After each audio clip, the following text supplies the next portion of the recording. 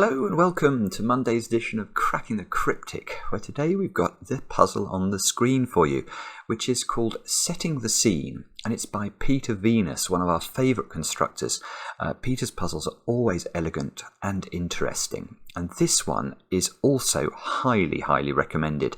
I think we've had about a dozen suggestions that we should cover this puzzle on the channel, which means it ought to be an absolute treat. As you can see from the grid, it's not a lot of information in this grid. There's a few arrows dotted around, a couple of cages, one of which looks incredibly useless, and just 2 given digits, so Peter's been a bit stingy there. But yeah, I'm looking forward to trying this one. It's quite rare, actually, that we get so many recommendations saying, look, this simply has to be in a video. So yeah, it should be a treat. Other than that, what do I need to mention? 2 things. Some of you are saying, when are we next going to be live streaming? Well, it's probably going to be later this week, and it's probably going to be the game The Return of the Obra Dinn. We aren't abandoning Bubba Is You at all. We're just going to mix in some other things as well. So Return of the Obra Dinn later this week. Look out for it. I'll announce it on our Twitter account when I know exactly which evening it'll be. Our Twitter is @CrypticCracking, of course. Now, the other thing I wanted to mention is this, which is, where is it? Here. Well, it was actually that puzzle I wanted to mention, but this is a set of bonus puzzles, Japanese sum Sudoku puzzles, available right now over on Patreon for free. So big thanks to Panthera and to the Asylum for creating this. This is a teaser for our November monthly reward, which is coming up obviously at the start of November, which is an enormous pack of these puzzles where you have to sort of go through. You have to solve year 1's puzzles, then year 2's puzzles, if you can solve year 1's puzzles, etc., and work your way up to a degree in Japanese sum Sudoku puzzles, all of which are cool because you always get a picture if you complete the puzzle correctly. Now, I've been asked to tell you 2 things about this bonus pack today. The first is that the puzzles in this bonus pack are actually quite difficult, so they're harder than the average puzzles that are going to appear in the Sudoku hunt. So don't worry if you're struggling with them. They are intended to be a bit harder than normal. And secondly, anybody who finishes this puzzle, which is this 16 by 16 at the back of the bonus pack, it's called Not an Alarm Clock, dedicated to Simon. I've not done it yet though, but anybody who finishes this should go over to Discord and direct message DM the Asylum to get an award. I do not know what this means, but yeah, go over to Discord, DM the Asylum, and you'll get an award if you manage to finish this puzzle. So that's something quite exciting. If you've not checked out our Discord, you really should, because it is quite astonishing. I don't know how many we're up to. It's probably about 20,000 people now have logged into that Discord server. So it's an incredible community of like-minded puzzlers that I certainly commend to you. Right, and with that all said, let's get on with setting the scene. My voice still isn't perfect today, as some of you will be able to tell, but we're going to persevere. We're going to do some Sudoku. So normal Sudoku rules apply. That's good. Digits along an arrow must sum to the digit in that arrow's circle. So if you're not familiar with arrow Sudoku, what that means is that those 2 digits there, let's make them, I don't know, 3 and 5. Yeah, add 3 and 5 up, you get 8. You've got to put 8 in the circle.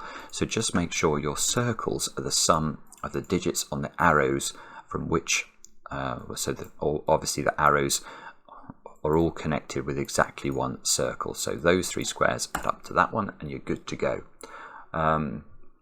In cages, digits must sum to the small clue in the top left corner of the cage if given.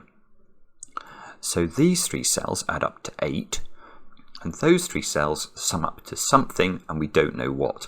So the only purpose of this cage is to make sure the grid looks symmetrical. And in fact, the grid, we've had a few very symmetrical grids recently, and this is another example. Apart from the given digits, which don't have symmetrical counterparts, look, everything else is sort of very symmetrical. And by symmetrical, I mean if we rotate the grid around 180 degrees, we're going to map on to the same sorts of things. So this circle would map to there, this arrow would map to there, the cages would map to each other.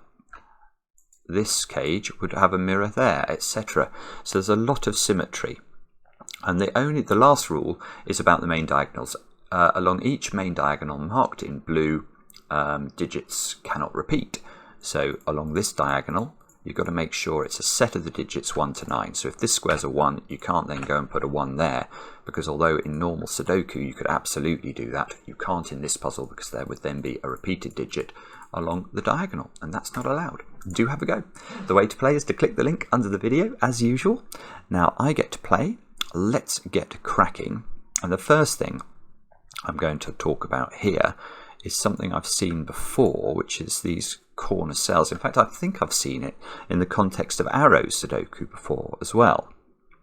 Because if we look, each of these corner squares has a 3-cell arrow emanating out of it. And the minimum we can put on a 3-cell arrow would be a 1, 2, 3 triple. 1 plus 2 plus 3 adds up to 6. So each of these corners is at least equal to 6. But now we should notice that they all have to be different digits, because let's look at this one in the bottom left. This one clearly sees that one, so whatever's in here can't be in here.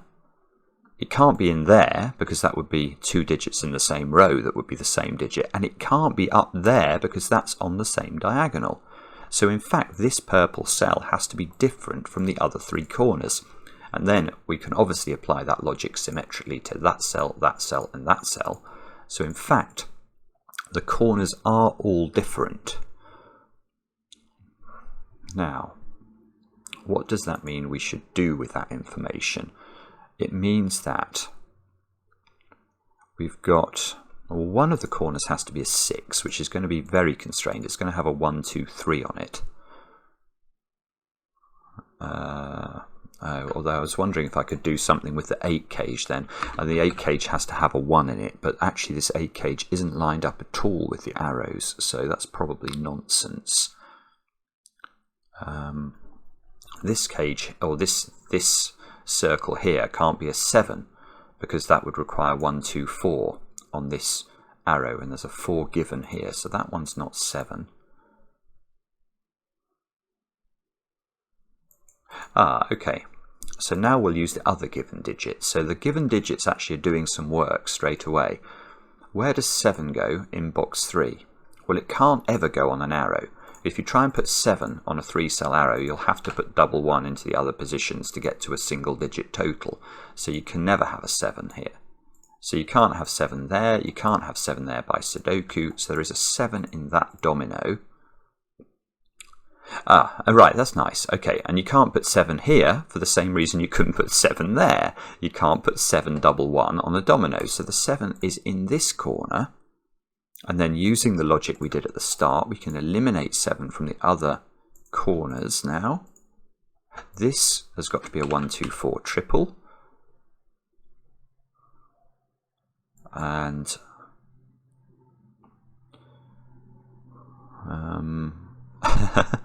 and pregnant pause while I try and come up with an and fail.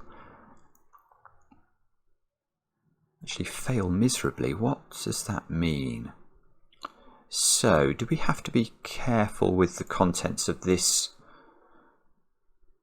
Yeah, I mean, it's a very minor deduction, but for example, this now, if this was a 9 here and this was a 2, 3, 4 arrow, that would break the puzzle, because you'd have to put a 2 and a 4 in that 8 cage, along with a 1.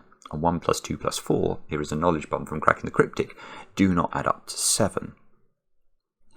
Now that means that there is a 1 on this arrow, because if it's a 9 arrow and it can't be 2, 3, 4, it's either 1, 3, 5 or 1, 2, 6. And if it's a 6 or an 8 arrow, it must have a 1 on it anyway. I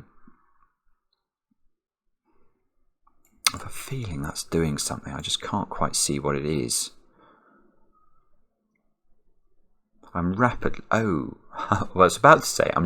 coming to the conclusion that this must involve some geometry. And I've just realised the title of this puzzle is Setting the Scene. So I would imagine we are looking at set theory to do something here.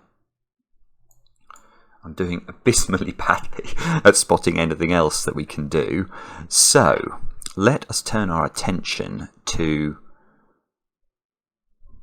It feels like it's going to be some sort of modified Fistemafell, doesn't it? Using these 2x2s in the various boxes. So Fistemafell, for those of you who aren't familiar with set, is a theorem or a fact that basically says that these 16 cells in the corner of a Sudoku, in the 2x2s in the corners, are the exact same digits as these 16 cells surrounding box 5. It's an amazing thing when you realise this is true, and it is true. But here, that doesn't look terribly useful. What I think we're going to have to do somehow is to put, my inkling is we're going to have to put the circles into a different set from the arrows, and then we'll get some cancelling.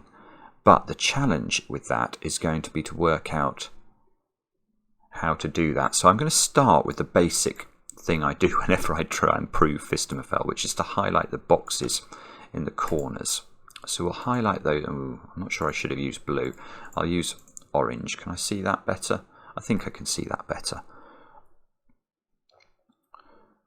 And if you don't mind, I'm just going to play around with some things here just for a second before I embark on trying to explain something where I don't know where I'm going with it. So what I want to do is to isolate these cells. Oh, it could be the diagonals, I suppose. Ooh, although I don't really like that. There's not much I know about the central.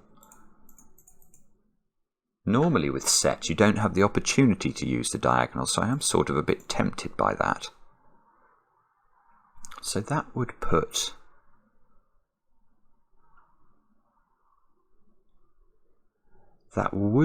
these in a different set. No, it wouldn't. No, it wouldn't, because they cancelled. No, I've not done it. This is not right. I've now managed to cancel the corner cells out of both sets, and you might be wondering what I'm gibbering on about. I promise I will explain if I can actually get somewhere here.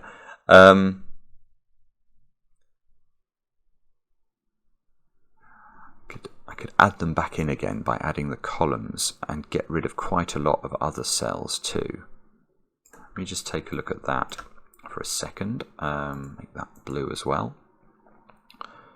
So if we did that, I would now have these would be double counted. Then I wouldn't have many oranges left. Yeah, okay. Okay, we're going to go with that and see what that does.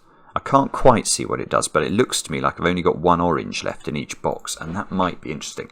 Right, so let's go back. Let's go back to here, and sorry for all the waffle. What am I doing? Well, I have no idea in this puzzle how the digits 1 to 9 are disposed in this box. So in the correct solution, I've got no idea, where the 9 is in this box, where the 8 is, etc. But I do know something about this box in total. This box must contain the digits 1 to 9 exactly once each, because it's a complete box of a Sudoku. And that means that orange squares overall contain 4 complete sets of the digits 1 to 9 in some order. We don't know, as I say, we don't know where the digits are, but we do know it's 4 sets of the digits 1 to 9. So what I was then trying to do was to find a different set of the digits, or different 4 sets of the digits 1 to 9. So I could say that I had 2 complete sets that were different sets, if you like, and then I wanted to remove the common digits from both sets. So in doing that, what I tried first was to include this set of the digits 1 to 9. That's clearly a diagonal in this Sudoku, because it's a diagonal Sudoku. This is one set of the digits 1 to 9. So at this point, by highlighting this in blue, I know that orange set is 4 sets of the digits 1 to 9, and anything coloured blue is 1 set of the digits 1 to 9. I then added that diagonal as well. And this is where it's going to get a bit complicated, so bear with me. Now, that diagonal, the whole of that diagonal, is a second set of the digits 1 to 9 in blue, except remember that this cell was in the first set. So whatever digit is in this cell in the middle of the grid, that's now in both of these blue sets, so it counts twice. So if we're going to say that the blue set, the blue digit or the blue highlighted cells in this grid are two sets of the digits 1 to 9, I must count this cell twice. So I'm going to make that, I'll make that purple. I'll give it a purple flash. Purple means double blue. But here it gets even more complicated because I'm going to keep adding two more sets to the blues. I'm going to add the whole of column 1. The whole of column 1 is definitely a complete set of the digits 1 to 9. But before I highlight that, note that this cell was already in the first diagonal and this cell was already in the second diagonal. So these two are double blue, if you like. So those become blue, these two become double blue. And at this point, I've got 3 complete sets of the digits 1 to 9 in blue if I count these cells twice. Now for my fourth set of the digits 1 to 9, I just had column 9 in there.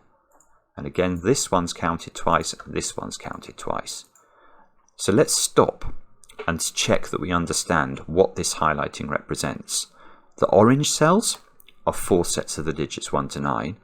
The blue cells are also 4 sets of the digits 1 to 9, providing I remember to count these purple flashed cells twice. Now, let's imagine we've got the collection of blues over here and the collection of oranges over here. And I want to think about this digit. Let's imagine that digit is a 3. So that digit is definitely sitting in my orange set. Or was that my orange or my blue? But you know, it's definitely sitting in the orange set and it's definitely sitting in the blue set over there. So if I took it out of both sets, does it change the conclusion that the orange set and the blue set are equal to one another? They're definitely equal before we remove this digit. But once we remove the same digit from both of those sets, the sets must still be the same. And that's what I'm going to do for any cell in this puzzle that has a blue and an orange flash, because it's in both sets. So we can take them out of all of those cells. All of those cells lose their colours. And at this point, it's still true to say that the orange set and the blue set are the same, providing I count the corner cells twice. Now, this is where it gets even more interesting, I think, because look at this cell. This cell is in the blue set twice and the orange set once. So I can remove this digit once from each set, and I'll be left with it being once in the blue set. And that's the same for every corner cell. So I can remove the sort of the orange and the purple from here, from each of those, and I'm just left with it once in blue. And this is where I can see that there's some magic happening that Peter's put into the puzzle, because at this point it's still true to say that the orange set and the blue set are the same, and I just have to remember with the blue set to count this cell twice. And let's double check that we've got the right count here. So in the orange set, you can see we've got 16 digits. So we should have 16 digits in the blue set. We've got 5 digits in column 1, 5 digits therefore in column 9, so that's 10. We've got 5 in the centre, but we have to count the central cell twice, so there are 16 in both sets. Now I want to move on from this very slightly. If the digits in orange and the digits in blue are the same, and they are, what's the sum of the digits in orange and the sum of the digits in blue? It must be the same. And this is where I think we can use the arrow logic, because this arrow is telling us that this cell adds up to the same as those 3 digits. So if I remove those 3 digits from orange and remove this digit from blue, the sets should still add up to the same number. They won't contain the same number of digits anymore, but they will still add up to the same total. So that's what I'm going to do. I'm just going to remove those from both sets, these from both sets, these from both sets and those from both sets. And I can still say at this point that the oranges and the blues add up to the same thing. And this is what I was hoping was going to give us a break in the puzzle, because there are very few orange cells now. There are 4 orange cells, and they have to add up to the same as 12 blue cells, because this one's counting twice. Actually, that I don't know if that's a 9 or not, so I'm just going to delete that for a second. So 4 oranges add up to the same as 12 blues. Now, we know... Well, so my instinct tells me I've got to minimise the blues, therefore. That's 8. That could be a 1, 2, 3 triple, so that's 6. So that's 14. The minimum I could make the central box add up to, if I put 1, 2, 3, 4 and 5 in there, I get 15.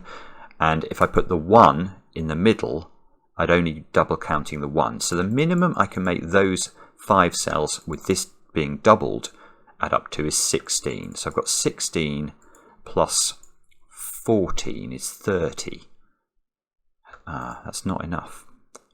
Bobbins. Oh, this could be a complete nightmare. I might have wasted all your time. Sorry. So the blue cells add up to a minimum of 30. But, well, that would be fine if these all had to be different. Then we could say these were a 6, 7, 8, 9 quadruple. But unfortunately, these are not on the diagonals. So there is no reason that these have to be different. Or well, I don't think there's a reason. So what I'm thinking is here, what's wrong with just putting 8s and 9s into... If this is an 8-9 pair, and then this was a 9-8 pair, it would add up to the oranges would add up to 34. And 34, unfortunately, is a few different from 30. So, it is strange though. It is strange that you get 30 from the blues. Because if you could prove that these all had to be different... If they...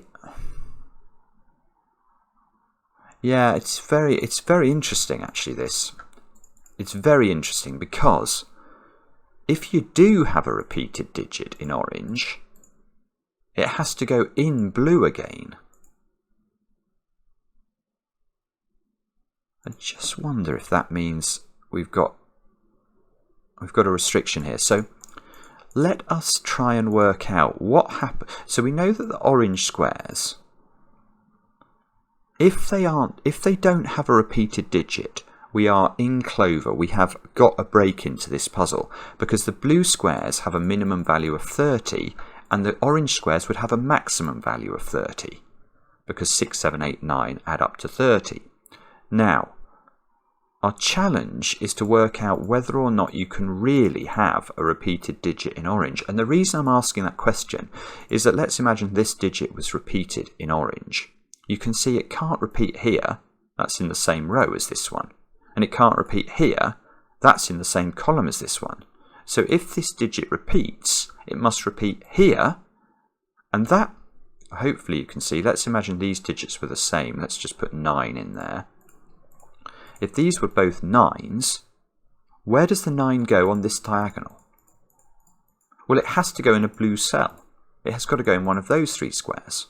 And that's going to mean that my minimum total that I did for these cells has been blown up massively. Because I did this as 1 plus 2 plus 3 plus 4 plus 5, not 1 plus 2 plus 3 plus 4 plus 9. Yeah, we might be able to do this without loss of generality actually, because look, if we get rid of... Right, we're going to use a different shading. Let's imagine these two. We're trying to prove whether these two can be the same digit. So we'll make both of these green.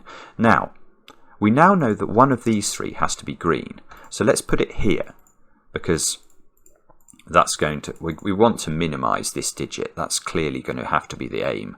And if we're going to try and make orange as high as we can, well, we don't want to double the very high digit. So let's put green here. But now, can't I just, I can just cancel this again. Because what we've got now in orange is a repeated digit now in blue that we've never cancelled. So we can cancel this digit with one of these orange digits, and it'll still be true to say that the oranges and the remaining blues should have the same total. So we're going to do that. So I'm going to remove those two. I could remove that one and that one, but I mean, it doesn't matter which ones I remove. I'm going to remove those. So now, if we do have a repeated digit in orange, in the original oranges, we could arrive at this position, which is telling us that, well, let's now minimize the blues, because now 1 plus 2 plus 3 plus 4 is the minimum. If we put 1 in the middle, we'll have 11 in those cells, 19, and 6 is 25. This is so clever. This is so clever, because this doesn't work either. How on earth can I make those add up to a minimum of 25? I can do it. I can do it. But not with 789. 789 only add to 24. So I have to repeat a digit again. Which digits will have to repeat? Well, it's not. You can't repeat this one with anything, because this one can't repeat there and it can't repeat there. So the only way you can do it is if those repeat. And if they repeat, now where do we put green on the positive diagonal? We have to put it in blue again. So now, if we put that one as the blue one, now I can cancel this down again, because I can remove I know that this digit is appearing in orange again. So I'm going to remove those two. I could remove these two, but it doesn't matter. I'm going to remove those two.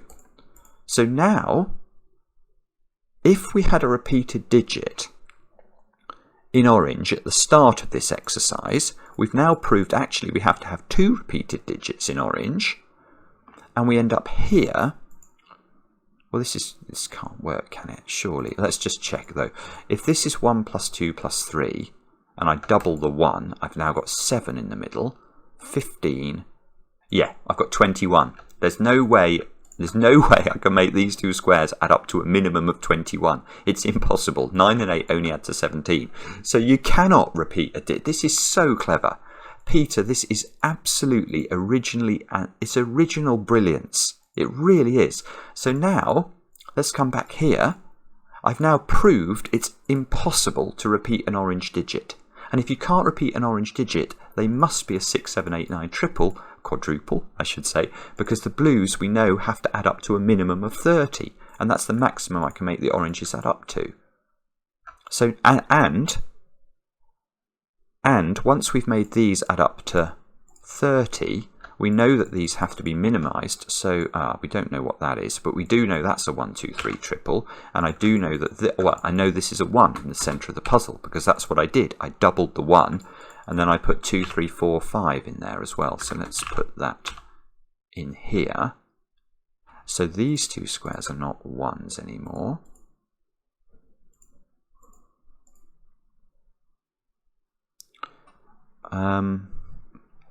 And does this break the puzzle open for us?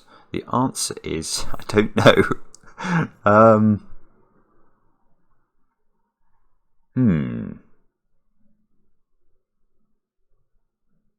don't know. It might do. 7 in the middle box has to be in one of 2 places. Oh, this arrow. Yeah. This arrow now can't have a 1, 2 or 3 on it, so it must be a 4, 5 arrow, because anything else is going to make this a double-digit number. So now 9 in the middle box is in one of 2 places now. It's still not blown it open, has it? So these 3 squares are a 6, 7, 8 triple. Oh, bother. I thought this would be... Well, it's so. I'm sure this is the break-in, because it's too beautiful to have happened by accident. This is just absolutely gorgeous stuff. That's not a 7. Do we know anything about this arrow then? We know it's not a 9 now.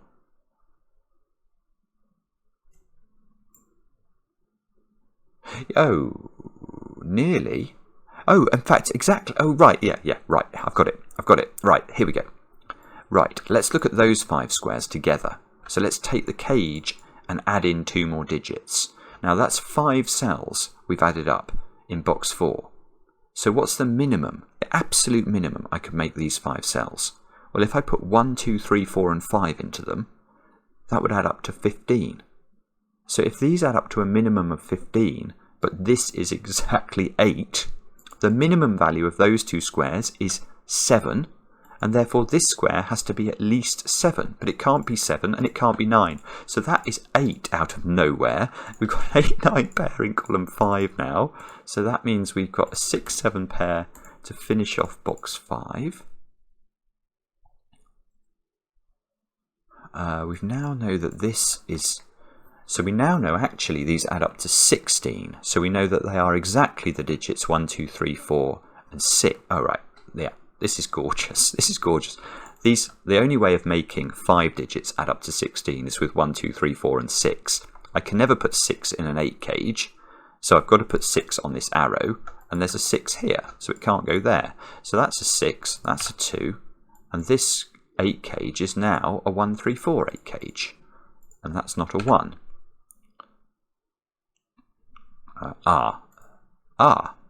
That's huge. So this 2 is giving us a 3 here, which is bouncing back over there and giving us a 4 there.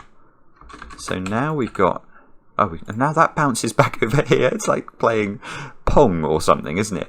On the old Atari. So this is now a 5. That's a 4. These are not 4s anymore. Oh. And there things run dry, do they? I've got a quadruple down there, 6, 7s, 8s and 9s.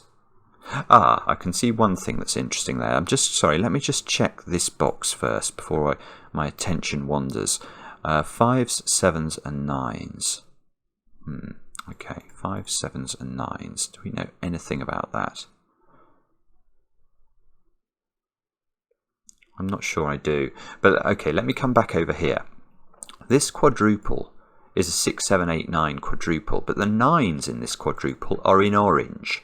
And if the 9s are in orange on this side, they can't repeat on that side, because we know that the oranges together are a 6, 7, 8, 9 quadruple.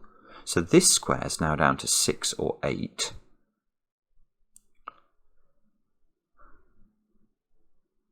Four has to be in one of those 2 cells.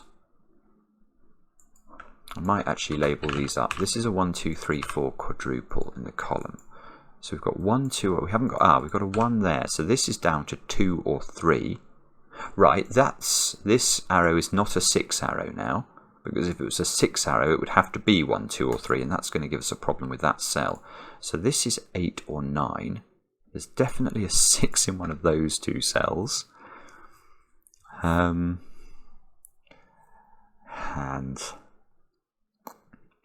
that means what exactly? 2 is not there. 2... here we go. Here's something. Right, so there's a 2 here in this domino. Now that means this can't be a 6 arrow either, because this would have to be a 1, 2, 3 triple, and the 2 in the box is there. So that's not 6. So now I've got an 8, 9 pair on the positive diagonal, and we know that these corner cells are all different, so this is 6. This is gorgeous. This is just ridiculously clever. Now I've got a 1, 2, 3 triple. Here, this square is now a 4. That's a 4 on that diagonal, which places 4 in box 5 in exactly one place. Oh, go on, keep going. Come on. Can we do more? Probably. I'm sure there's more we can do. I just got to spot where it lives. 1, 2, 3 triple. Can't quite see how to do that. 1 has to be in one of those 2 cells in box 8. And we can see that because the 1 in row 7 can't be in those 3 and it can't be in those 3. So it's got to be in one of these 3 and it can't be there.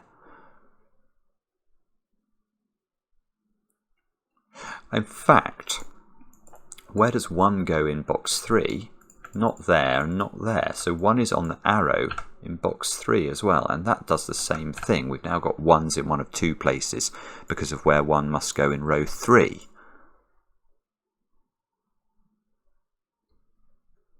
Okay. 8, 9 on this diagonal. 2, 3 and 5. Which is interesting, but perhaps not. 9 can't go there, look, on this diagonal. And that's a little bit interesting. It puts 9 into one of those 2 cells. So I know one of these is 9, and there's a 9 over here. Ah! Okay, yeah, no, look at this. Where does 9 go in column 1? Not there. So it's got to go in one of these 3 cells. It's not quite good enough, is it?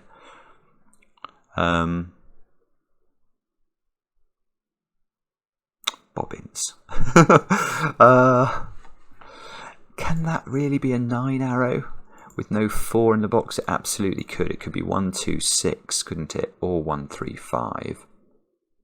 That wouldn't break this cell. 9.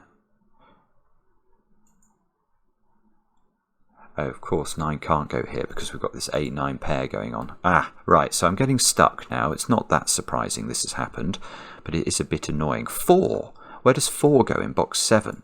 Not there, not there. There's a 4 on the... Ah, there's a 4 on this arrow. It's in one of 2 places. Oh. Hang on. That is problematic. Well, it's great, actually. This can't be 9. Because if there's a 4 on this arrow, and I think there is, I'm just going to... Yeah, there is. There's a 4 on this arrow, and there's a 1 on this arrow. So this arrow can't be 1 double 4 to make 9. It must be an 8 arrow. So that's 8, that's 9. And this arrow now must be 1, 3 and 4. That's a 2, 9 pair. That square's not 8 anymore. So these squares are 5, 6 and 7. That's not 6. Whoops, not 6. Oh, it's beautiful. 6 is in this domino. And if 6 is in the domino, it's not there. So that's an 8. That means we remove 8 from the other orange cells. Oh, I thought that was going to open up the puzzle, but it doesn't seem to have done that.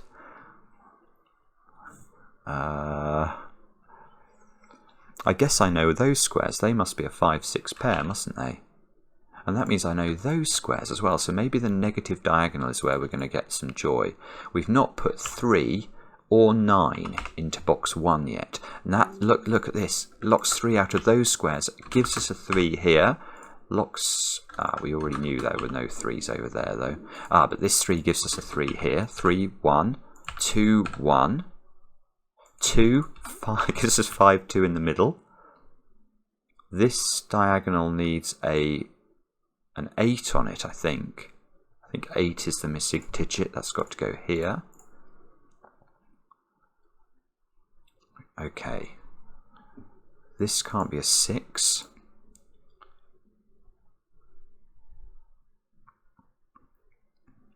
Where does 8 go in box 3? It's got to go in exactly this cell, which means 8's in one of those 3 cells in row 1. Now, can we get this 9 arrow now? So the 9 arrow is definitely, we know it's got a 1 on it, so it's either 1, 2, 6 or 1, 3, 5. 1, 2, 6 or 1, 3, 5. But I've got a 3 here, so that gives me a 2. So that tells me it's not 1, 2, 6. This is a 1, 3, 5 arrow. 1, 3, 5. And that means that square's not 9, I've just noticed. Yeah, okay, now I've got 6, 7 in orange, so that square's 9. This square's got to be a 6 or a 7 by Sudoku. Let's check this oh, look, I've got a 5, 6, 7 just left to place on the positive diagonal. Oh well. These squares here have got to be 5s and 7s. That all looks reasonable. I've got a 5-7 pair in row 7 now. This 9 is doing my 9 and my 2. The 5-7 pair is giving me a 6 into orange there. And if that's a 6, we now know that this must be a 7 because all of the oranges are different. Good grief, this 6 is giving me 6s and 5s. I don't want to be too optimistic. I'm always somebody who sees whole rather than donut, but it does seem to me that we are getting somewhere here. 6-8 pair means we know that that square's a 7. So this is not a 7 anymore. This 6 is giving us the order of the 6s and the 8s. That gives us a 9 and an 8 and a 5. So that's a 7-9 pair, which is probably resolved, but I can't see how.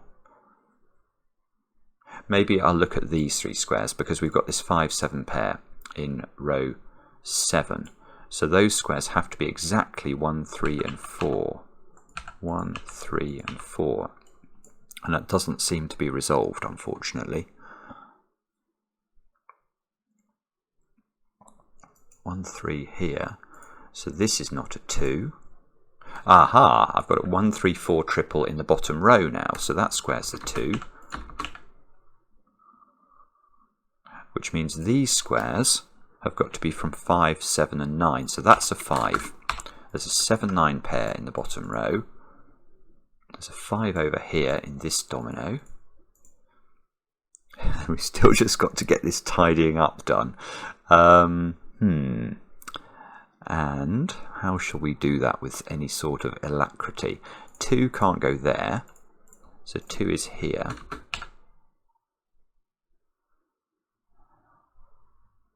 So we've got 1s, 3s and 5s all over the place. Oh, my cough's coming back.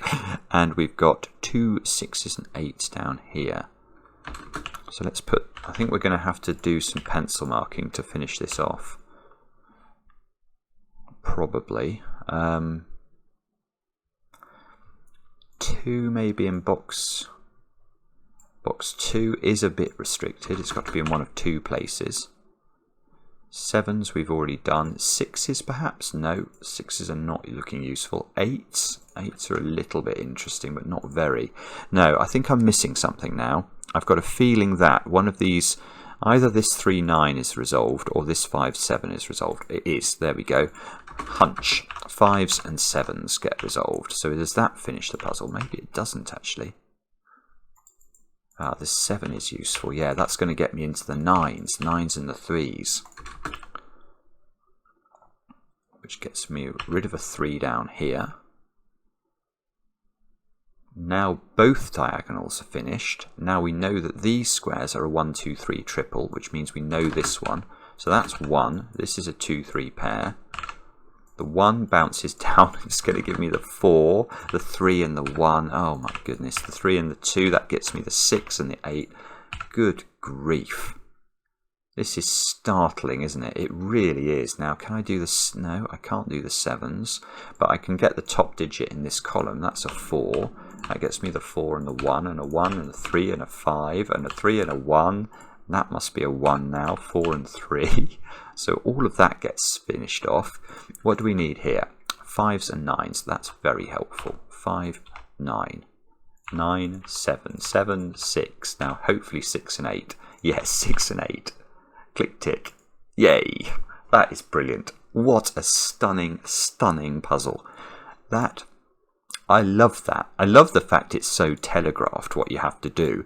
Often with set, we get sent a lot of puzzles nowadays that involve set.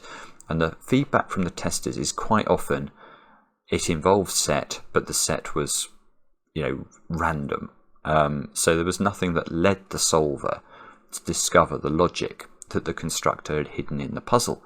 This is different because it's pretty clear at the start that these 4 corner squares are at least interesting. And it's also clear, well, I say it's clear if you've done a few of these puzzles that involve set and arrows, you quite often want to put the circles into different sets than the arrows so you can cancel them out.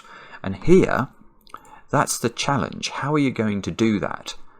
And yeah, I mean, it's really clever.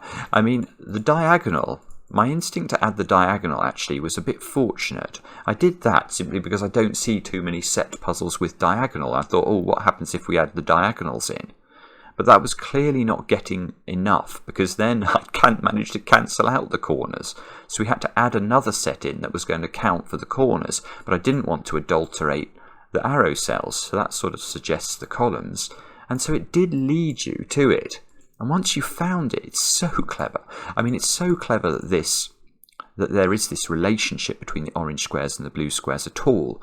But then I think that pièce de résistance is that you cannot repeat a digit in orange. That is, imagine that. I mean, it's so brilliant to incorporate that at a sort of midpoint of the solve, so that is like it's like the icing on the cake that you can discover that. It really is clever.